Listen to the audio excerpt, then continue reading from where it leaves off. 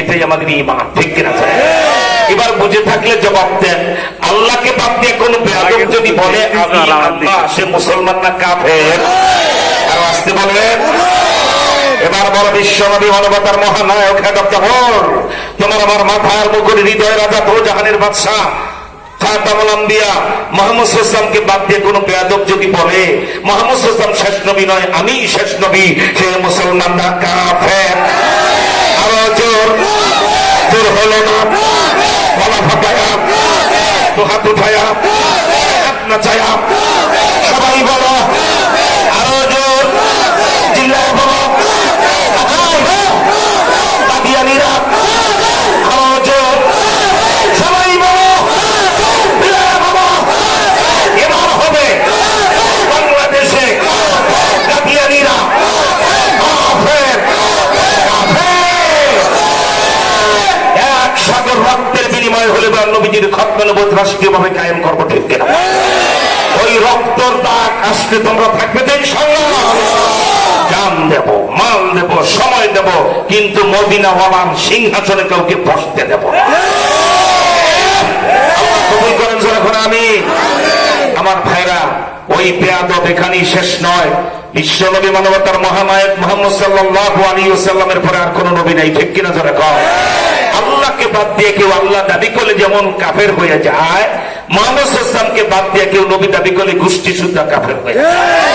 এখন আপনাদের মন আমচান করে, হুজুর এত সময় এত জানেন। গতকালকে কুমিল্লার বড়ুরায় রাত 1টা পর্যন্ত, কোথায় কুমিল্লার বড়ুরায় আমি ছিলাম, চাকুন্দিয়া মাদ্রাসার আর ওই যে মাদ্রাসার মোহতামিম সাহেব হুজুর সদর সাহেব হুজুরের চাকরি, এটা শুনলে আমি বেসামাল হয়ে যাই। আলহামদুলিল্লাহ, এটা আমার ব্যক্তিগত দুর্বলতা। যত মুরব্বী কবরে গেছে সদর সাহেব হুজুরের নামে একটু বেশি ভক্ত আমি, আলহামদুলিল্লাহ। কারণ আমি 100 মুরব্বীর জীবনী পড়ছি, সদর সাহেবের জীবনীর সাথে কারো মিলে না। এই গণ্য জগৎ, ঠিক কিনা? ধরে কম তার সরাসরি ছাত্র চাকুন্দিয়া মাদ্রাসার যিনি মোহতামিম সাহেব হুজুর, পাশে বসে বয়ান শুনলাম। আমার কাছে মনে হলো আল্লামা শামসুল ফরিদপুরি বয়ান করে। সেই মহাব্বতে আবুল কালাম চুকনগরে যে বইয়ের বিশাল দোকান, ফোন করার পর আমি বলছি, বাবা অনেক কষ্ট হবে, একটা দিনের জন্য যশোরে প্লেনে যাও, আবার রাত থেকে দৌড়ায় কালকে সকালে ফার্স্ট ফ্লাইটে ঢাকায় যে 2টা মাদ্রাসা, দাওরা হাদিস মাদ্রাসার 1 লক্ষের মতো লোক হবে, 2টা সবচেয়ে বড় মাহফিল ঢাকার কাছে। একটা হলো আপনার এই কে বলা হয় আমাদের ওই কালিয়াপুর গাজীপুরে চন্দ্রা মাদ্রাসা, আর একটা হলো ইসলামপুর মাদ্রাসা, বাংলাদেশের 20-25টা বড় মাদ্রাসার একটা। ওই 2টা মাদ্রাসার মাহফিলে কথা বলে আমাকে আবার রাতেই মোমেন্ট সাইজে বসতে হবে। এই ব্যস্ততার ভিতরেও পাখির মতো উড়ে চাকুন্দি এসেছি একটাই কারণে, সারা বাংলাকে জাগায় তুলবো। এবার মদিনার পক্ষে লড়াই হবে, ঠিক কিরকম? ওই লড়াইটা আপনাদেরকে সাথে পাবো। আর দাড়িবিহীন কোন লোক তো প্রধানমন্ত্রী চাই। এবারের দরকার মামুনুল হকদের সরকার, ঠিক কিরকম? এবারের দরকার ফয়জুল করিমদের সরকার। এবারে ডক্টর শফিকুর রহমান সহ ইসলামী সরকার, ঠিক কিরকম?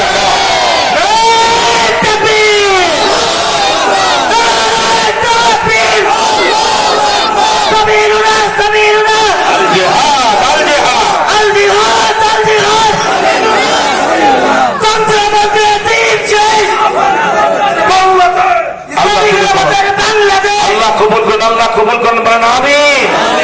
ইনশাআল্লাহ আপনারা পাড়া মহল্লায় মজবুত থাকবেন।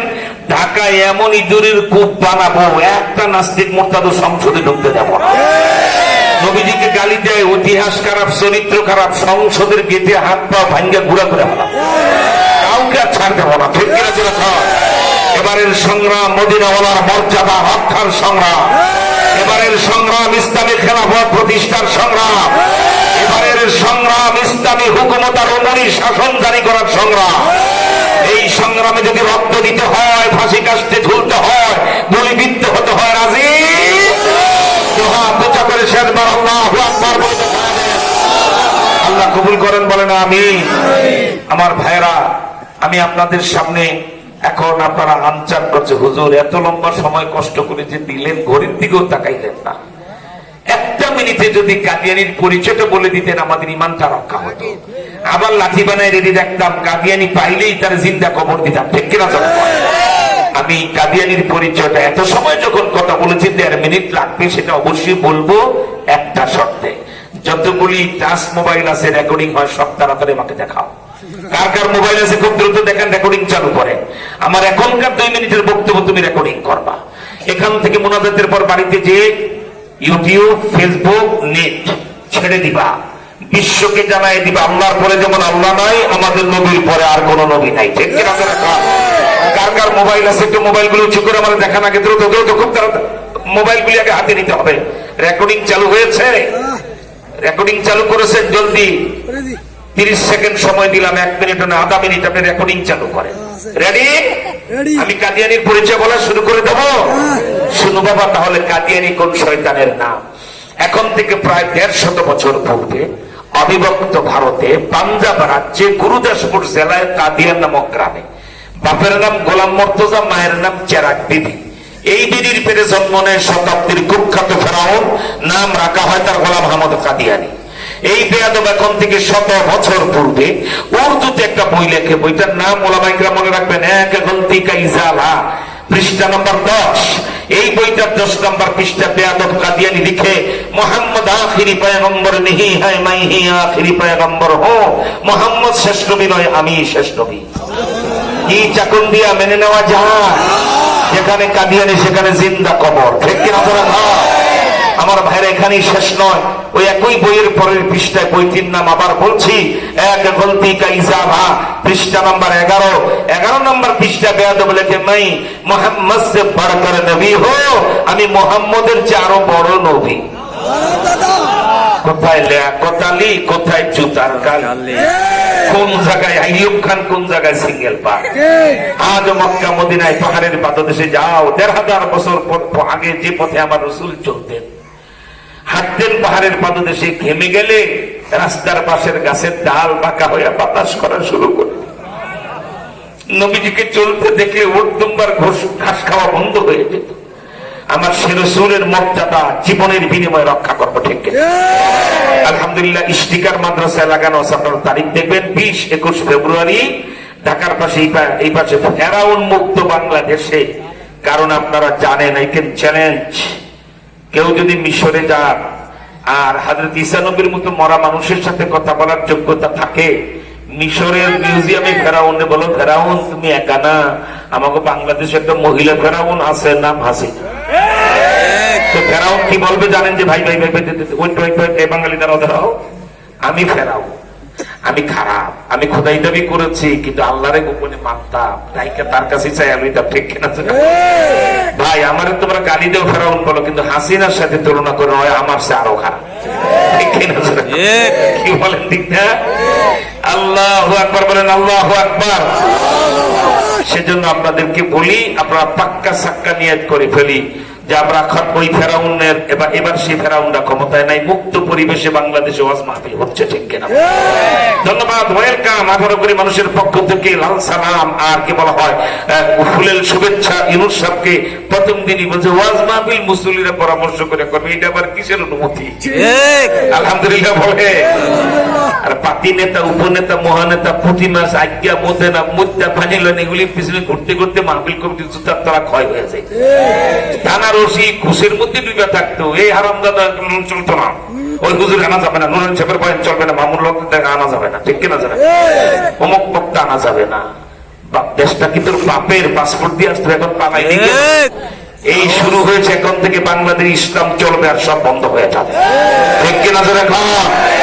ঘরে ঘরে বাঁশের লাঠি বানায় রাখবেন, ডাক দিলে লাঠি সহ এক লাঠি 2 কাজ, দেশ রক্ষা, ইসলাম রক্ষা। ঠিক কিনা?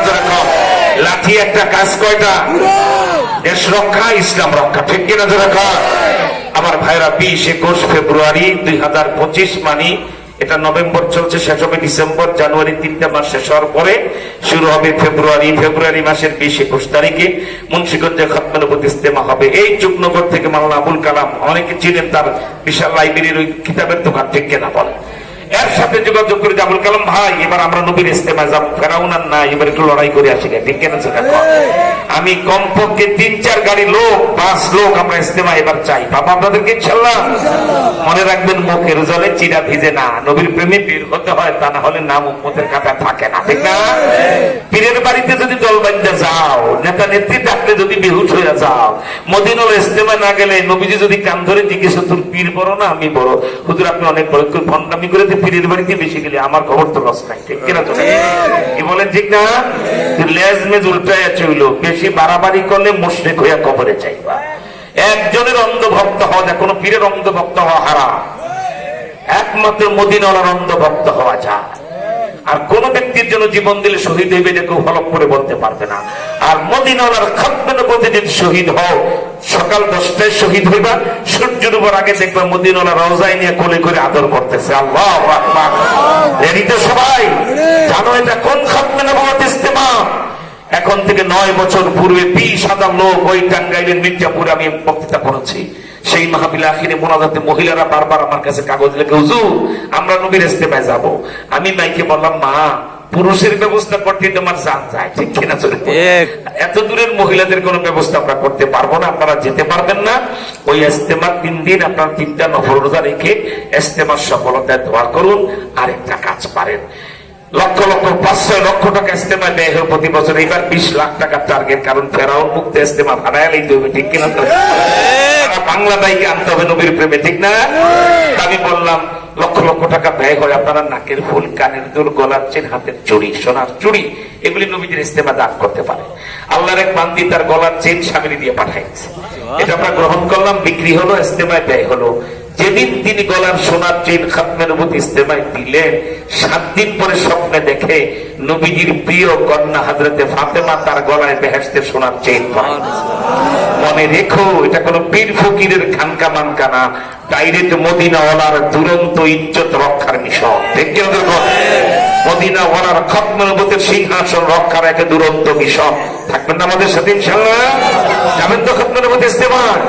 এই মাদ্রাসার দরজায় দরজা আমরা স্টিকার লাগিয়ে দিয়েছি, তারিখ এখানে আছে। এরপরে পোস্টার হলে ওই যে চুপনগর মানে আবুল কালামের ওই কি বইয়ের দোকান থেকে আপনারা পোস্টার স্টিকার পাবেন 15-20 দিনের মধ্যে ইনশাআল্লাহ। বলে যেহেতু 3.5 মাস বাকি, আপনারা এখন থেকে প্রস্তুতি নেন, এবার আমরা নবীজির ইস্তেমায় যাবো ইনশাআল্লাহ। আমার ভাইরা, এখন আমরা আল্লাহর দরবারে মোনাজাতে হাত তোলার পূর্বে একটু তওবা করবো। আল্লাহু আকবার বলে ডান হাতটা উঁচু করেন, ডান হাত ডান হাতটা বড় করে উঁচু করেন।